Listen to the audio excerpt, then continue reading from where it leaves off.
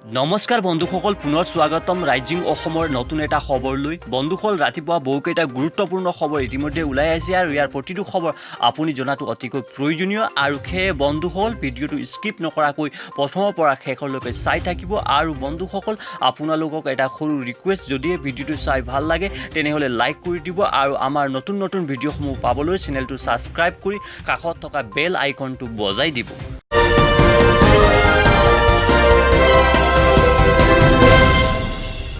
আজিৰ প্ৰথমটো খবৰ হৈছে অক্সফৰ্ড বিশ্ববিদ্যালয়ৰ বৃহৎ সফলতা, দ্বিতীয়বাৰলৈ মানৱ দেহত সফল পৰীক্ষণ কৰোনা ভেকচিনৰ। বহু প্ৰতীক্ষিত অক্সফৰ্ডৰ কৰোনা ভেকচিনৰ মানৱ দেহত প্ৰথম পৰ্যায়ত পৰীক্ষণ সফলভাৱে সম্পন্ন কৰা হয়। অক্সফৰ্ড বিশ্ববিদ্যালয়ৰ দাবী, এই ভেকচিন অতি নিৰাপদ আৰু ই বৃদ্ধি কৰিছে মানৱ দেহত ৰোগ প্ৰতিৰোধ ক্ষমতা। অক্সফৰ্ড বিশ্ববিদ্যালয়ত ট্ৰায়েলত 1077 লোকক সামৰি লোৱা হৈছিল আৰু সকলো দেহত ইনজেকশ্যনৰ মাধ্যমেৰে প্ৰয়োগ কৰিছিল প্ৰস্তুত কৰা কৰোনাৰ ভেকচিন, যাতে এণ্টিবডি আৰু ৰক্ত কণিকাৰ বিকাশ হয় আৰু কৰোনাৰ বিৰুদ্ধে যুঁজ দিব পাৰে। বিবিচিত প্ৰকাশ পোৱা খবৰ অনুযায়ী ভেকচিনৰ প্ৰয়োগৰ পিছত কোনো জটিল পাৰ্শ্বক্ৰিয়া হোৱা নাই। যিসকলৰ ওপৰত প্ৰয়োগ কৰা হৈছিল তাৰে 70% জনাইছিল যে তেওঁলোকৰ জ্বৰ আৰু মূৰৰ বিষ হৈছিল। তেতিয়া গৱেষকে কয় যে এই জ্বৰ আৰু মূৰৰ বিষ পেৰাচিটামল ব্যৱহাৰৰ জৰিয়তে ঠিক হৈ যাব। গিলবাৰ্টৰ মন্তব্য অনুসৰি, আমাৰ এই ভেকচিনে কৰোনা নিয়ন্ত্ৰণৰ বাবে ব্যৱহাৰ কৰিব পাৰি, কিন্তু সঠিক সময়ত এতিয়াও ক'ব পৰা হোৱা নাই। এতিয়াও বহুখিনি বাকী আছে, কিন্তু প্ৰাথমিক ৰিজাল্টে আমাক উৎসাহিত কৰিছে।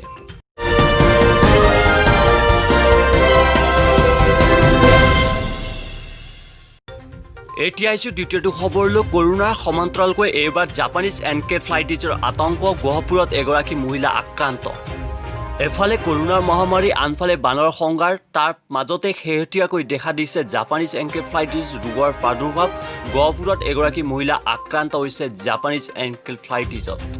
বৰ্তমান মহিলাগৰাকী তেজপুৰ মেডিকেল কলেজত সংকটজনক অৱস্থাত চিকিৎসাধীন হৈ আছে।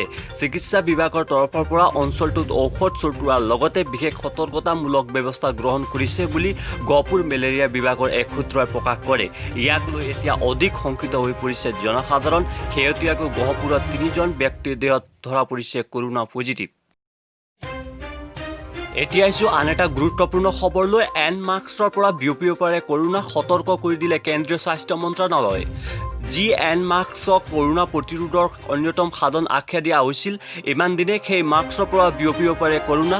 অৱশ্যে সকলো মাস্ক মাস্কত ভালভ ৰেছপিৰেটৰ লগোৱা থাকে, সেইসমূহ বিপদৰ সংখ্যা বেছি। এই সতৰ্কবাণী সকলো ৰাজ্য তথা কেন্দ্ৰীয় শাসিত অঞ্চলক প্ৰদান কৰিছে কেন্দ্ৰীয় স্বাস্থ্য মন্ত্ৰালয়ে।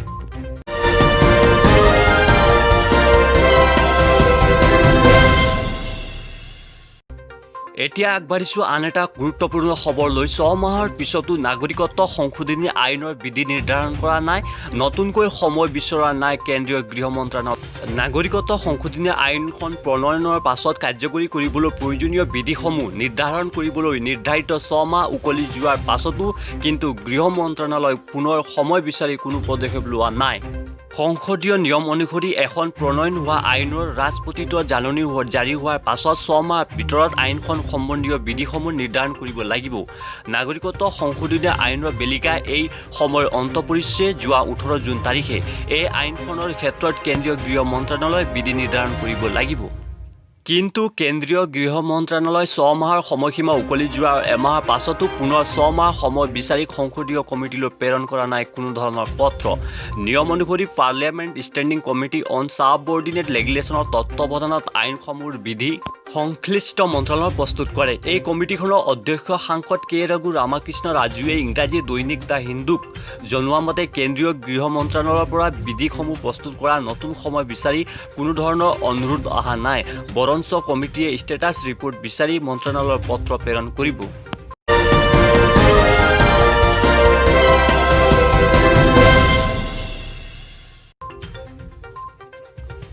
এতিয়া আহিছোঁ আন এটা গুৰুত্বপূৰ্ণ খবৰলৈ। অহা 2 আগষ্টলৈ ৰাজ্যত বন্ধ থাকিব আন্তঃজিলা ৰেল সেৱা।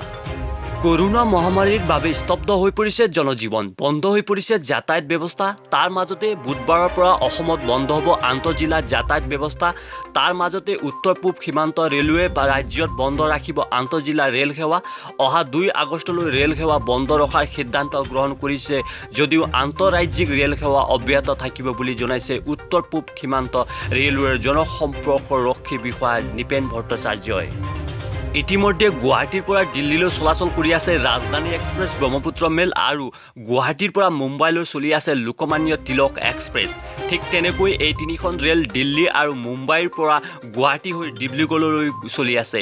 এই ৰেলেৰে বহিৰাজ্যৰ পৰা অহা ৰেল যাত্ৰীসকলক নিজ নিজ জিলালৈ যোৱাত কোনো অসুবিধা নহ'ব বুলি জনাইছে জনসম্পৰ্ক ৰক্ষী বিষয়াগৰাকীয়ে। এতিয়া আহিছোঁ আন এটা খবৰলৈ। অখিল গগৈৰ মুক্তিৰ দাবীত মৰিয়নিত প্ৰতিবাদ। মৰিয়নিত অখিল গগৈৰ মুক্তিৰ দাবীত যুৱ ছাত্ৰ পৰিষদৰ প্ৰতিবাদ। মৰিয়নি নগৰ থানা তিনিআলিত জাতীয়তাবাদী যুৱ ছাত্ৰ পৰিষদৰ মৰিয়নি আঞ্চলিক সমিতিয়ে কৃষক মুক্তি নেতাগৰাকীৰ মুক্তিৰ দাবীত ৰূপায়ণ কৰে এক মানৱ শৃংখল কাৰ্যসূচী।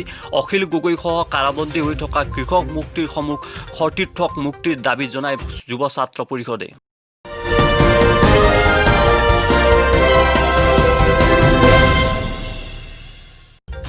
এতিয়া আগবাঢ়িছোঁ আন এটা গুৰুত্বপূৰ্ণ খবৰলৈ। দেশৰ 18 কোটি মানুহৰ দেহত কৰোনা এণ্টিবডি তৈয়াৰ হৈ গৈছে, দাবী থাইৰকেয়াৰৰ।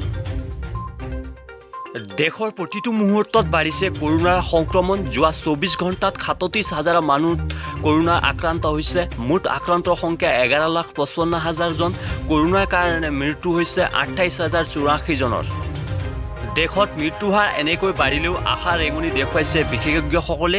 দাবী কৰা হৈছে ভাৰতৰ সুস্থ হোৱা হাৰো বিশ্বৰ অন্যান্য দেশৰ তুলনাত আশাব্যঞ্জক। এই পৰ্যন্ত দেশত 7,24,577 জন ৰোগী সুস্থ হৈ উঠিছে।